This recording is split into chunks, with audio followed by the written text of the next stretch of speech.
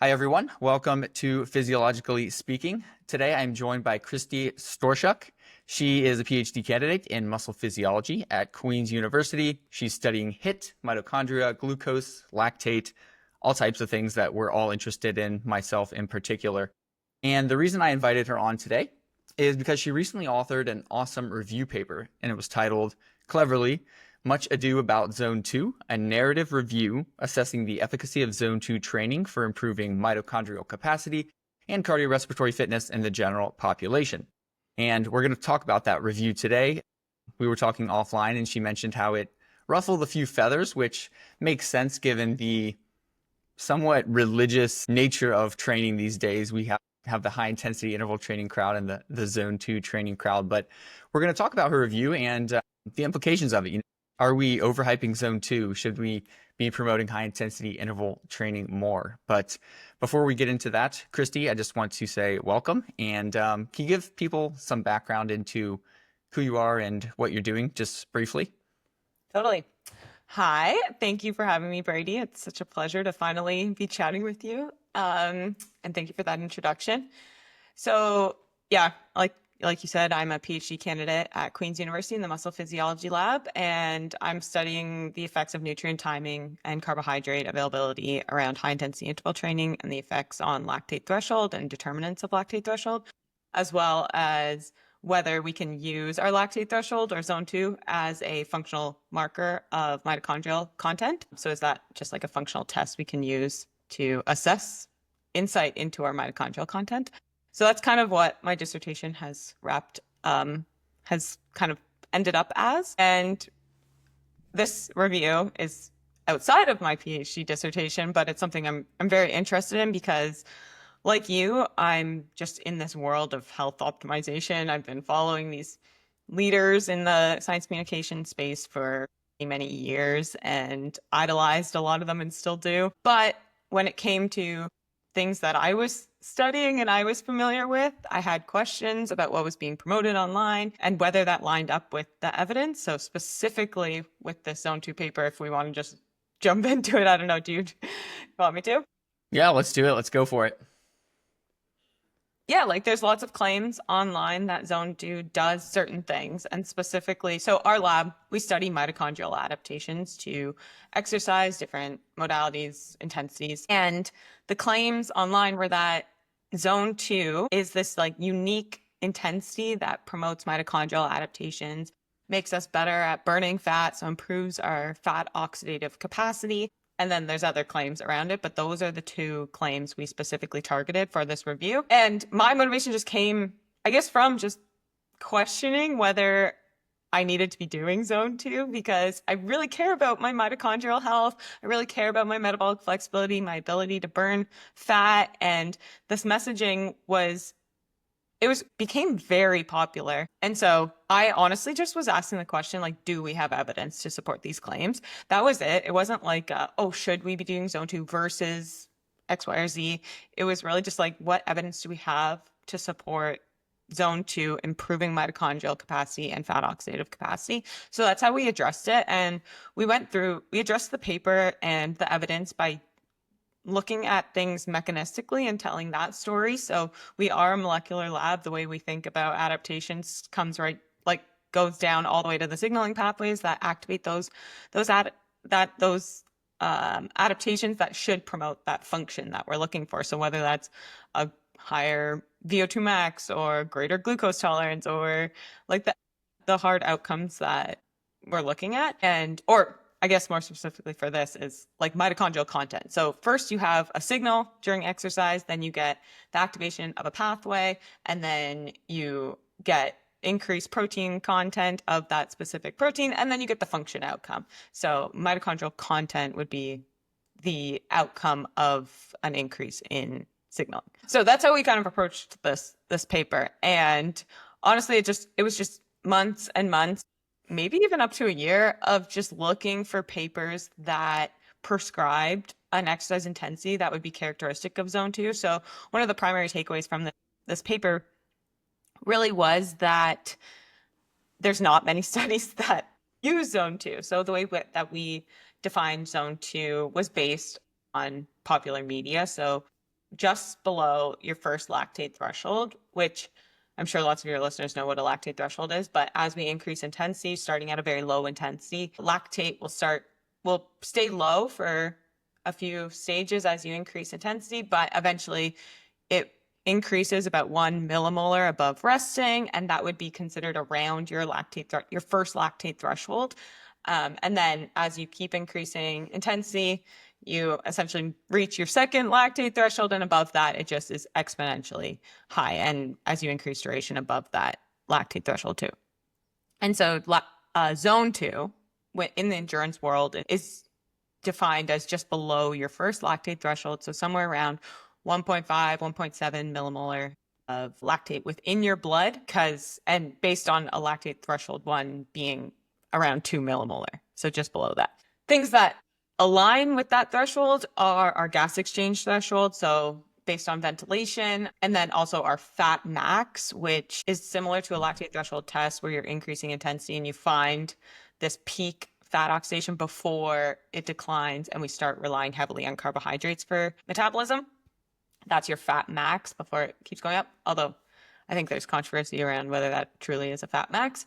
Anyways, that could be, it corresponds with your first lactate threshold. So those are how we use to define, which we also used percent of VO2 max, which we used a cutoff that was based on another analysis by Coates et al. And it's 45% of VO2 max is what we considered the cutoff for zone 2. So with all that, we tried to find studies that fell within those categories that looked at mitochondrial, that either looked at the signals that trigger mitochondrial adaptations, whether mitochondrial adaptations were actually turned on, and then whether there were any outcomes associated with mitochondrial capacity. So either mitochondrial respiratory capacity or just an increase in mitochondrial content. The results were that we really found very limited evidence that zone 2 actually leads to these outcomes that are claimed online. There is evidence that it does occur, but it doesn't always. So it's not that, I'm definitely not under the impression that zone 2 is uniquely benefiting mitochondria and inducing mitochondrial adaptations, and there's a chance that it's not. And then when we compare to higher intensities, it's almost always inferior to higher intensities, and that doesn't mean high intensity interval training, although it could. It just means anything above zone 2. So that could be continuous training that falls within the moderate intensity or the heavy intensity domain, which is what we use in exercise physiology, which would just be like zone 3, zone 4. Awesome. So if we then back up a little bit, so you came to the main conclusion, zone 2, it at least is inferior to higher intensities. Did you find evidence that zone 2 does actually improve, though, mitochondrial biogenesis, whatever kind of measures you're looking at? And maybe there were particular measures that stuck out there. You talked about how you're particularly interested in these signaling pathways there. And so is there evidence that zone 2 intensities improve that at all? Yeah, there was 1 or 2 studies that showed an increase in citrate synthase activity, which is a marker of, or one study that showed citrate synthase activity go up with a zone 2 training protocol in overweight sedentary adults. But there was plenty, a handful of other studies that showed no change in mitochondrial outcomes in more trained individuals. So there is evidence, I guess, that it does increase mitochondrial content, but there's also evidence. There was another study out of, it was Granada et al., David Bishop's lab, and they compared basically zone 2. It was just below, it was zone 2. It was steady state continuous training, hit and sit, and looked at mitochondrial respiratory capacity. So that would be more of a measure of function versus what we would say is content. And I don't think there was any change with the zone 2 group, but there was with the hit, or maybe there was only with the sit or something. It was something a bit odd, but no change with the zone 2 group. So there's a chance that you could be following a protocol that's not actually inducing mitochondrial adaptations, but there is evidence in sedentary overweight individuals that it could. And I think, I think that's a key distinction is what populations are we talking about? And for your review, you basically focused, was it mainly on, say, untrained, recreationally trained people as opposed to elite or well-trained athletes, right? So our review, yeah, I should have disclaimed this from the beginning. It really does come from the perspective of recommending zone 2 to the general population. So someone who's just following the physical activity guidelines, 150 to 300 minutes per week, should we be prioritizing some of that time to zone 2? Are we getting these unique benefits from zone 2 training? However, we pulled any evidence that we could find. So whether it was in elite athletes, whether it was in just recreationally trained, whether it was in sedentary individuals, the question still remained, like, does zone 2 do this? So we pulled from, there was honestly, like, the evidence was, there's so many, like, there's no studies that we could really find. Like, there's kind of crazy studies that were like ski expeditions for 50 days where they're skiing at a very low intensity for like 6 hours a day, and then taking a muscle biopsy after this ski expedition and tracking their heart rate throughout, and just no changes or even declines in mitochondrial capacity. So those, we were pulling from whatever evidence we could find, and which kind of, that in itself was a bit crazy, just because the messaging online is so confident that, like, oh, we need zone 2 because it improves our mitochondrial health. And mitochondrial health are so important for metabolic health, so we have to be doing zone 2 training for this. And yeah, that was the most eye-opening takeaway, was like, where is this coming from? Which, I mean, I guess we could talk about that. Like, where is this coming from? Yeah, let's definitely talk about that. And that Kristi has always been one of my, when this whole zone 2 thing came into being so popular. And yeah, we'll definitely talk about like where this all originated. But I was always just surprised by the fact that, from my perspective, and being, I've, exercise science degree as well. And just, I've read so much literature on training, and anything basically that you look at that would be considered zone 2, it's moderate intensity, low or moderate intensity training. That's kind of what people are inferring zone 2 is.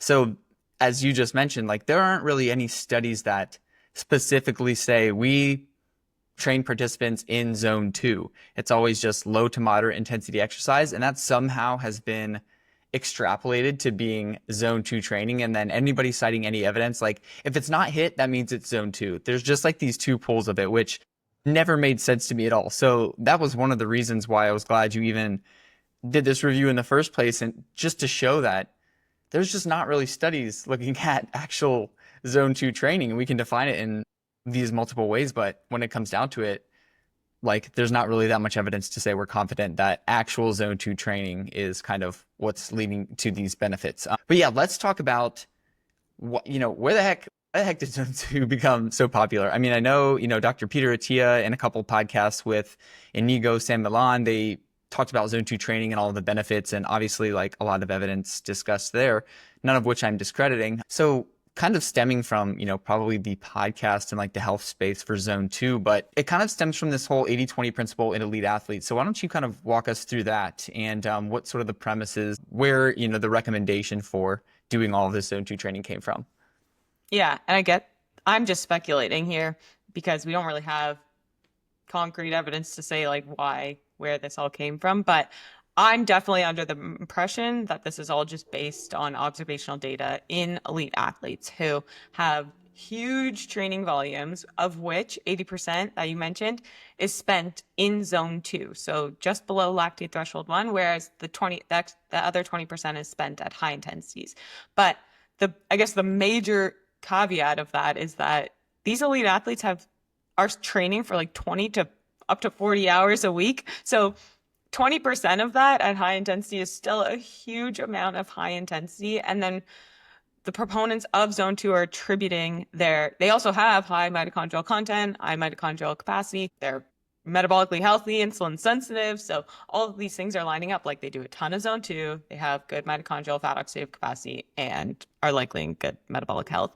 But we're attributing, based on this correlation, that they do these things. We don't have any experimental evidence to say that following zone 2 protocols result in those outcomes. So we're just extrapolating from what elite athletes do and then generalizing it to members of the general public that likely have a very small percentage of a training volume to these elite athletes, when also all the basic science and molecular science would suggest that maybe all their adaptations are driven through that 20% of high intensity. I'm not saying it is. I'm not saying it's not the zone 2 or whatever. It's just like, maybe playing devil's advocate, maybe it's the 20%. Yeah, I mean, I think that again, we don't have any data to support that, but I'm kind of in agreement with you. I think that the 80/20, and I've always said this, and I've kind of gotten pushback against this as well, but like the 80/20 just tends to be an artifact of their high volumes of endurance training rather than an actual prescription. They don't set out to do 80/20. It just results in that because when you're training for 30 hours per week, you just simply can't do all that high intensity interval training, or you're going to quote unquote burnout, which we really don't, or overtraining. We don't have a definition of that. So it's more of an artifact. It's something that these elite athletes have just a pattern that they've fallen into. I mean, even if I look at my own training, and I'm not training 20 hours a week, but it's probably 12 to 15. I don't set a prescription at the start of the week to do X amount in zone 2 and X amount of high, but at the end of the week, lo and behold, it ends up being somewhere around that 80/20. So to me, I think a lot of the adaptations, as you mentioned, are being driven through HIIT. Certainly there's a supportive role of zone 2. We're not saying it's obviously useless, like that extra 15 whatever hours a week. But yeah, if you even took that 20% of what the elite athletes are doing, just that 4 to 5 hours per week of high intensity is just more exercise alone than most of the general population is doing at all. So that's where it comes down to, which, you mentioning review, if there's a population only doing 150 to 300 minutes per week, why can't should more of that be high intensity to kind of drive these beneficial adaptations? Like, do you have thoughts there? Because I know there is a lot of pushback when you promote, everybody should just be doing HIIT like 2 to 3 times a week, and not HIIT per se, but like not as low as zone 2 training. Like if people are actually trying to get these adaptations, could there be an argument for doing more high intensity training, and what perhaps are the downsides to doing so? Yeah, I think that members of the general public should absolutely be trying to be above zone 2 in every single bout of exercise that they do. Because if you're training, I don't know, 5, 6 hours a week, then you're probably not at risk of overtraining. And that again, it doesn't, like you said, it doesn't mean necessarily high intensity interval training. It's literally anything above zone 2. I guess recommendations, if I were to recommend anything based on what I've come to conclusion after writing this paper, is that you want to accumulate as much recoverable volume as you can above zone 2 before even considering zone 2. And I just don't think we're getting to that threshold. I don't think people that are just exercising for health are getting anywhere close to that threshold for needing to add in volume via zone 2, which means that we should just be prioritizing as much as we can intensity, which can totally fall within the heavy intensity domain, zone 3, zone 4. Continuous training it doesn't have to be intervals. It can be continuous training at a higher intensity. But for example, there was a recent study that just came out of the University of Calgary, and it's really awesome. Looked at zone 2 versus just above zone 2 within the heavy intensity domain, and then another group within the heavy intensity domain, but at the upper boundary. So zone 2, lower boundary heavy, high boundary heavy, HIIT and sit. All the groups were work matched except for the sprint interval training, because you can't really work match sit. And all the thresholds, so maximal lactate steady state, lactate threshold 1, and VO2 max, they all increased in the groups that were above zone 2. The zone 2 group wasn't different from the control group after the 6 weeks of training, but all the other groups had improved. So that almost implies that that is the threshold for which we want to be above if we want to improve these determinants of not only performance but health, or not only health but performance, if I want to put it that way, for members of the general public. And also meta-analyses. So another 2018 meta-analysis by Granada et al.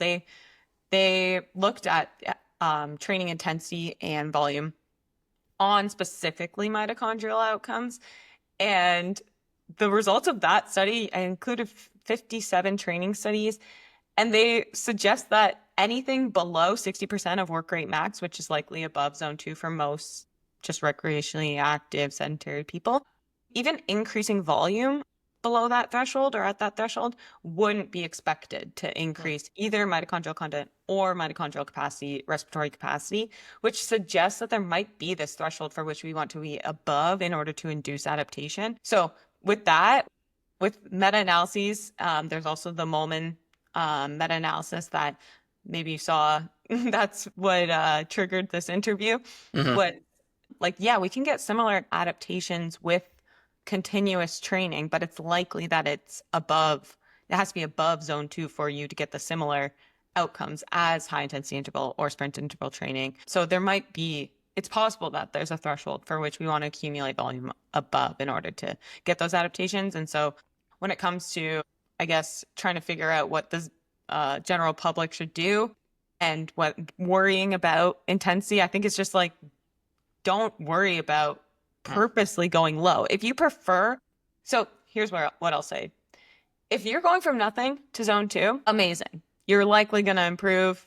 Your health outcomes are going to improve. That's so awesome. And anything is better than nothing. However, if you're replacing your higher intensities for zone 2 because you're buy into I need to be doing zone 2 for certain outcomes that are claimed online, then that's where I guess I draw an issue with, just because you might be limiting your potential for adaptation and performance and health outcomes.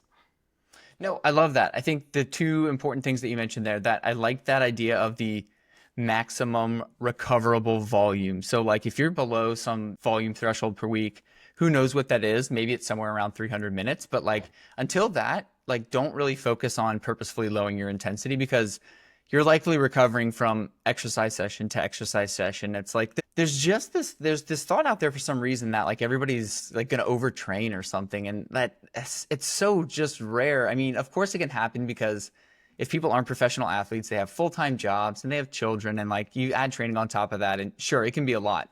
But I just think that, I don't know whether it's coming from coaches who are just used to people just, athletes training an absurd amount, where they're like, oh, you can't do too much intensity or you'll burn out. But I just think that for most people, like if you're exercising once a day, every single day, you're recovering from one session to the next, most likely. And of course there are outliers, and that's not true for everybody, but I love that idea of the maximum recoverable volume and that this threshold of intensity, because again, like going back to the cellular mechanisms, you have to cause a sufficient stress in the body to like kickstart these signaling pathways. And so there really is an intensity, and that where that switch, for lack of a better word, is turned on. So I think those are definitely good ideas. And yeah, if you're really not, doing probably more than, I like to say, like 5 to 6 maybe hours per week, don't like purposefully focus on limiting intensity. I feel like that's a pretty straightforward and rational recommendation that you just gave. So I like that a lot. And like I will say, like, you're allowed to listen to your body.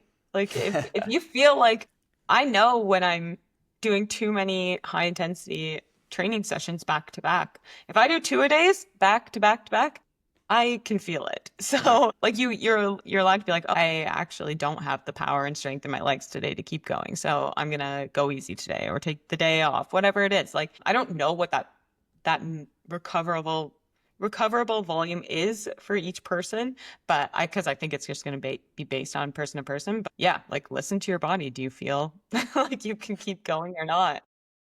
Yeah, novel advice, right? To listen to your body. It'll tell you all you need to know. The final thing regarding volume, kind of before I want to move on a little bit, is that there's sort of this, again, maybe misconception that I don't think has a lot of evidence to support it, is that these higher intensities and doing a lot of them is somehow unsustainable. So you referred to that Molman meta-analysis that just came out. That was like one of my favorite papers in the last, few years to come out, just because I think it provided a lot of interesting stuff on mitochondrial improvements, VO2 max from HIIT moderate intensity training. But there were some great graphs in there, and it basically would show us that when it comes to the high intensity studies, very few of them last longer than 8 to 12 weeks. And a lot of people use that paper as the argument that, oh, moderate is better, because if you extend out that curve for the long term, that's where it's going to lead to sustainable improvements of VO2 max, and high intensity isn't sustainable for the long term. Do you think that there's a lot of evidence to support that statement at all? No, like there are long-term trials in individuals that are metabolically impaired, or there's 6-month trials in cardiac rehab patients. We've had 6-month trials in our own department in individuals who are overweight or obese that are exercising day in, day out at what's high intensity to them, which honestly in those individuals was just brisk walking, but that's 75% of their VO2 max. So to the idea that it's unsustainable, as I don't think is supported. There are also overtraining studies. They're short term, but doing 2-a-days for 20 days consecutively, and they were trying to overtrain them, and every 10 days we're assessing for overtraining, and they weren't getting overtrained. I mean, that's just 3 weeks, so it's not. I'm not necessarily saying that that's supporting this idea, but I think it would take a lot to get to that point of it being unsustainable. And I don't think everyone's just doing crazy hit sessions 5 days a week. Like if we're just exercising for health, we're probably adding in some days for resistance training, and we're having days off between our aerobic exercise training. So I don't know, but I mean, I wouldn't even say that you couldn't do it 5 days a week. You might, Yeah, you be able might to you get might away be with able that. to, depending on your volume. But yeah, I would totally agree. And this is kind of where the clinical and training for general fitness kind of differs from the athletes training. When I was like in graduate school, again, we did, plenty of studies where we have people with diabetes who were 50 to 60 years old coming in and doing the Norwegian 4x4 like 2 to 3 times per week. It's like they're not overtraining. They're able to do it. I mean, certainly it's not easy, but there are plenty of studies showing for up to like 6 months, be sustainable. I would, I think it's whether it's smart or not, who knows? But I think just to say that, oh, it's not sustainable and moderate is better isn't necessarily the correct conclusion to make there. Yeah. And again, like I just come back to like this isn't zone two versus hit. It's like what's No, wrong with continuous training it's not at either or, right? yeah, yeah. Totally. Yeah. And I think we already mentioned this, but it doesn't always mean high intensity interval training. It just means anything above zone two, which there are a lot of, zone 3, 4, and 5. You can do a lot of things. Threshold training falls under that umbrella as well. So I want to talk about fat oxidation for a minute. And I think, similar to the mitochondrial benefits, your review came to the similar conclusion, obviously, that zone two, may improve fat oxidation, probably inferior to high intensity interval training. But there's this interesting kind of paradox almost where during zone two, I think, and correct me if I'm wrong, but the rate of fat burning is higher during zone two exercise compared to, say, something like higher intensity interval training. But that doesn't appear to necessarily result in the same, a long-term enhancement in fat oxidation. Can you kind of explain that and what your review found regarding that? Yeah. I mean, I'll take a step back and just like I have always wanted to believe that burning fat during exercise improved fat burning capacity. I've switched up things in my life to do things like that's what my hypotheses around fasted training have been because you're burning more fat. So XYZ fasting, you're burning fat, blah, blah, blah, blah. Anyways, with zone two, it kind of falls within that same kind of idea that you're burning fat. So you should be getting better at burning fat. But mechanistically, we want to exceed capacity in order to tell our body to adapt because we adapt to stress so that the next time we do that same stressful event exercise, we're better able to essentially, it all comes down to matching ATP synthesis to ATP demand. So we do at low intensities, we can meet the demand for ATP very easily through aerobic metabolism, through fat oxidative metabolism. And then as we increase intensity, we start accumulating AMP and ADP because we just simply can't match the synthesis through aerobic metabolism. So that's when we turn on carbohydrate metabolism and through glycolysis and also the breakdown of muscle glycogen. And so then we start burning more carbohydrates relative to fat as we increase intensity. But aerobically, we're still maxing out. We're still increasing our aerobic metabolism. It's just coming from carbohydrates now instead of fat. So I think that's kind of telling, like putting a pin in, or I don't know, breaking this storyline of like, oh, we need to burn fat and so that would improve fat oxidative capacity, but it's just aerobic metabolism. That's the same machinery that burns fat, that burns carbs just aerobically. So burning carbs isn't necessarily turning off our aerobic metabolism. If anything, we're increasing up until we no longer can exercise or produce ATP aerobically.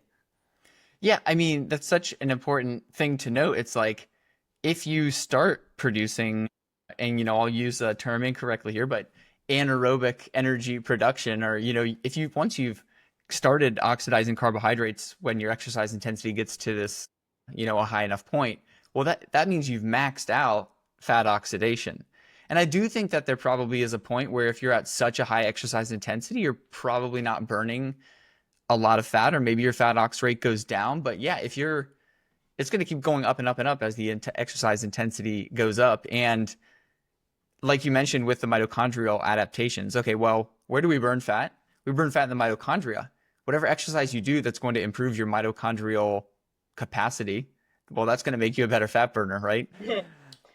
Yeah, like we have lots of evidence to support the use of high intensity training to upregulate the adaptations that support greater fat oxidative capacity. So whether that's enzymes involved in the breakdown of fat, transporters involved in bringing fats into our mitochondria, both capillary density, so delivering oxygen, because we need oxygen to burn fuels aerobically. So we have lots of evidence that supports the use of high intensity exercise for doing that. And I will say that with our review, we found very mixed results for whether zone 2 versus compared to higher intensities, what the outcome really is. Meta-analyses would suggest and favor high intensity exercise, but there's a handful of individual studies that show same outcome, maybe the lower intensity could be superior for one outcome. But I think on a whole, one, there's definitely not strong evidence to suggest that zone 2 does something unique that high intensity couldn't do. And then on a whole, meta-analyses suggest that either you're getting the same outcome as moderate intensity continuous training on fat ox outcomes, or favoring HIIT, especially when we consider time. So if you're only going to dedicate a certain amount of time to exercise, that's when high intensity exercise really shines. And that's, again, just coming back to my it's not low intensity versus HIIT. It's like, if you're considering the best bang for your buck, then high intensity is usually going to come out on top. And so, yeah, with fat ox capacity, there is evidence that zone 2 can improve it, but not uniquely than what you wouldn't be able to get with high intensity training. Got it. So last thing I want to talk about is cardiorespiratory fitness, or VO2 max, which is kind of another popular outcome people are interested in. And let's just, get straight to it. Brady, I'm going to interrupt you. Please do. I did want to add one more thing that I never really talk about this, but it's something I think about. With high intensity interval training, we're still breaking down our fat in our adipose tissue. It's just not entering our bloodstream because blood flow is being directed to our muscles. But then post HIIT or post high intensity training or exercise, we get this influx of fatty acids because now blood flow has resumed. We have the proteins that needs to bind to in order to get transferred in the body. So it's not that we're not breaking down fats during high intensity exercise. It's just we're not oxidizing them acutely, but then post exercise, we get that elevation of fat oxidation. And then overall on a 24-hour period, moderate intensity continuous training that burns more fat there's no difference in the 24-hour fat oxidation. So I always thought that was really cool, that we're just basically trapping fatty acids in our adipose tissue until we're done exercise, and then blood flow then can allow for the delivery of those fatty acids around the body, and we're still going to burn them, or I guess we would resynthesize them into triglycerides. But yeah, I wanted to mention that. No, yeah, that's fascinating and important for people to note. So it's like if you look at over a 24-hour period, or heck, even extended up to a week, it's like your total amount of fat burned might just be the same. Just during that exercise bout literally is different. Yeah. Yeah. Anyway, sorry. You can go back to thank you so much for adding that, because I think that's important to know regarding this whole fat burning thing. And I guess, okay, one more thing before we move on then is like, and this is a genuine question that I'm asking you, is like, why do we want to be better fat burners? Why do you think people are so interested in burning fat? Because I think based on what all we know is burning more fat during exercise doesn't really mean you're losing more fat. So I don't think that is a necessarily like well-cited outcome. But like in general, like what's the, if I become a better fat burner, what's the advantage to me as, say, an athlete, or even if I'm a recreationally active person, what's the benefit there? No, that's a good question. It's kind of like asking like, oh, you're already healthy, why are you trying to improve your glucose tolerance type thing? Like what? Yeah. I think this is going to be speculation. I think it comes from the literature on people with metabolic syndrome not having the capacity to burn fat when they should. So that would be our example of someone who's metabolically inflexible, where they're insulin resistant, so they're not responding to an elevated glucose and insulin response and not being able to upregulate carbohydrate metabolism in response to that. And then on the flip side, when they go from rest to exercise, when we should be able to increase fat oxidation, individuals with metabolic syndrome have an impaired ability to upregulate fat oxidation. So I think the idea is that like, oh, it's impaired in states of chronic disease, metabolic chronic diseases. So therefore we want to increase our capacity to burn fat if we want to lower our chances for chronic disease. Inherently, if we're exercising on a regular basis, we should have the capacity to burn fat. And at rest, we should be mostly burning fat, whereas those who have an impaired capacity are burning maybe relatively more carbohydrate. So I think that answers your question of like, we want to become better fat burn? Well, I will say this. From the perspective of health, that would be my answer. From the perspective of an athlete, you want to have high capacity for fat oxidation because in theory that should delay glycogen breakdown. So you could probably explain this all better than I could. But yes, we want to. That's what I always thought, but I don't even know if like the data back that up now. And if I think about like, I guess the sporting type matters, but I don't know if necessarily being a better fat burner or burning more fat during exercise delays glycogen breakdown. Nor do I think that, if I'm running a marathon or something, majority of my energy contribution is probably coming from carbohydrate anyway. So I don't know if being a better fat burner necessarily helps me during that. I think maybe you could make a case for, say, like an ultra marathon runner. We're talking about Zach Bitter a little bit offline, and like, if he can burn fat better over 100 miles, then yeah, maybe he has to fuel less with exogenous carbohydrates. But I guess it depends on what kind of athlete you are in terms of, what your sporting discipline is. So I guess there probably is a good reason. So I'm not saying it's not important to be a fat burner, but athletes in general tend to be good fat burners anyway. So I don't know whether getting much better through things like fasted training or whatever is necessarily like a net benefit. There's a lot of controversy around that. We could probably talk about that for my head's up in the air with all this stuff right now. I'm trying to better understand it all at the moment because like most of the recent, I guess, messaging around athletic performance would be like, why not just maximize carbohydrate metabolism? Like it's a quicker fuel source, like just taking carbohydrates during exercise. And yeah, so I don't know. They'll give you diabetes, don't you know? All these marathon runners are dropping dead of diabetes because they're fueling with gels. Okay, so last thing I want to talk about, VO2 max, because it's something people are interested in, and sort of, I think the two areas, you mentioned the mitochondria and fat oxidation in your review, but people are also interested in like, there's a whole debate on whether, does zone 2 improve VO2 max compared to HIIT? And I think I know the obvious answer there, but what did you find based on your review? Yeah, I mean, ultimately, the reasons that Zone 2 is being promoted to just Gen Pop and within popular media is for improved health. And when we think about the things that improve our health, well, VO2 max is a much stronger predictor of all-cause mortality and disease risk than something like mitochondrial capacity or fat oxidative capacity. And so when we think about it that way, then it's very hard to convince someone that you should be doing low intensity exercise. We have very strong evidence that high intensity exercise leads to greater improvements in VO2 max. So if we're trying to just promote overall health, then prioritizing intensity would be the one thing that makes the most sense. I guess to answer your question of like, do we have evidence that Zone 2 increases VO2 max? There is, I guess, some evidence in sedentary populations. However, there's also evidence, like I said, with that other paper from University of Calgary, where they had a deliberate Zone 2 group and then everything above. There was no difference in VO2 max compared to the control group.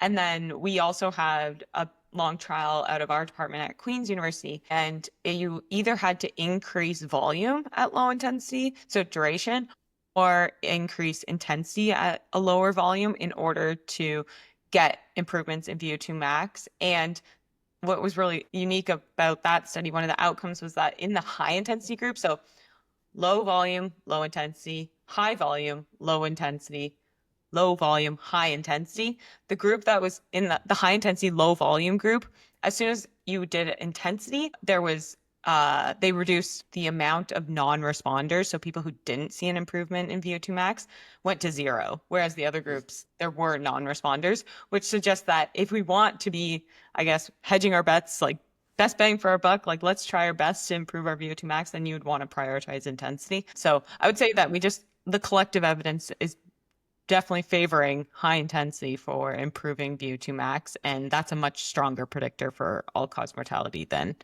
anything else. So Yeah, exercise related. absolutely. So I think that, of course, people want to be aware of, what outcome are you sort of trying to optimize for? But regardless, I think of the outcome based on all of this literature in your review, it would seem that doing HIIT, whether you want to be a better fat burner, whether you want more mitochondria, whether you want to improve VO2 max, HIIT tends to be better for doing that. Again, not to say you shouldn't do zone 2, but yeah, everything that I've read, and I love those studies on the whole non-responders. And basically, like if you're doing 150 minutes per week of just low to moderate intensity exercise, there are a lot of non-responders at that intensity for both. I guess we're just focusing on VO2 max, so aerobic fitness. But yeah, basically you add HIIT, everybody tends to respond. So if you're looking to do more exercise and try to get your VO2 max up, HIIT seems to be the way to do that. And yeah, lots of associations of VO2 max with all-cause mortality, though some people question whether that's causal, whatever. But it's a potent marker there. So yeah, Kristi, I think kind of all that I wanted to talk about. I'll refer people to your review and I'll link it in the show notes so that they can read it. I think it's open access, right? There is an open access link. You can find it somewhere. Okay. Well, people can find it, or maybe you can link it. Yeah, reach out to you on social media for the paper. But I encourage everyone to read it. It was a very, very fun read. But final question that I have for you is kind of in doing the literature search and maybe reviewing this evidence, did you change your thoughts at all on how best to train, or perhaps like how to train yourself? Or did it kind of reinforce maybe what you were doing for yourself in terms of training in regards to intensity? The latter, just reinforce. I'm more of I'm gonna do this workout. I don't even know if I can complete it. It seems hard, but I'm just gonna try my best. And I'm just like I'll go as hard as I can every day type of exerciser. Well, I think that's not gonna end up super hard. It's what I can tolerate that day, but it's almost always most certainly above zone 2. For sure. Well, and like you mentioned earlier, I think everybody just, listen to your body and find the exercise regimen that you seems to be sustainable. And, I just think before we log off here, it's important to note that we're not, telling people not to do zone 2. I do a lot of zone 2. It's incredibly beneficial exercise intensity. And so, you pointed out at the beginning, your review wasn't to say, this is better, we shouldn't all be doing zone 2, but it's just, I think it was a great experiment in evaluating the evidence and like having people question what is being promoted from podcasts or the quote unquote health influencers. I don't really like that term, but some of this evidence in terms of how to train and how to eat comes from people not necessarily doing the research a lot of the times. And sometimes these ideas can catch on and we sort of just accept them. So what I loved really most about reading this was that you questioned it, you investigated the question, you kind of found out that, well, maybe it's not totally wrong what's being spouted out there about zone 2, but it's certainly not a foregone conclusion that if we want to optimize our mitochondrial health, zone 2 is the way to go. So I think it's some very valuable information that you've added here. Yeah. And well, thank you for saying that. But I will, again, it was like, I was just seeing everywhere that we needed to be doing zone 2 for these outcomes. And I was literally tweeting out, asking for studies. And I still I don't think people are just wanting to believe that it's doing something for these certain outcomes. And no one could provide me with a study. There's no paper that someone could send me to be like, oh, look, here's the evidence that zone 2 training does this. That's why I'm saying it.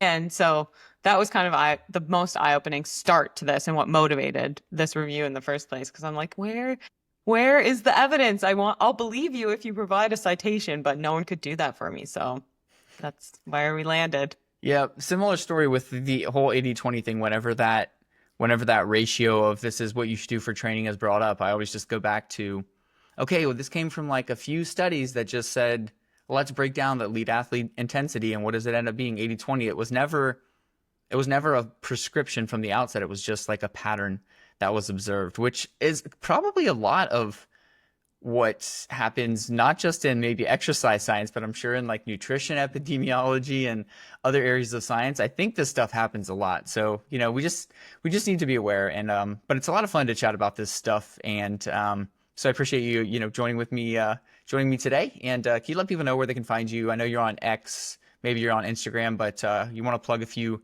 social media areas where people can find you? Yeah, no, I just want to say thank you for having me. First off, this has been really fun, and it's been fun to connect with you finally. And yeah, you can find me on X. I think it's K_Storoschuk. I hope you'll just link it. And then my Instagram is my full name, Kristi Storoschuk.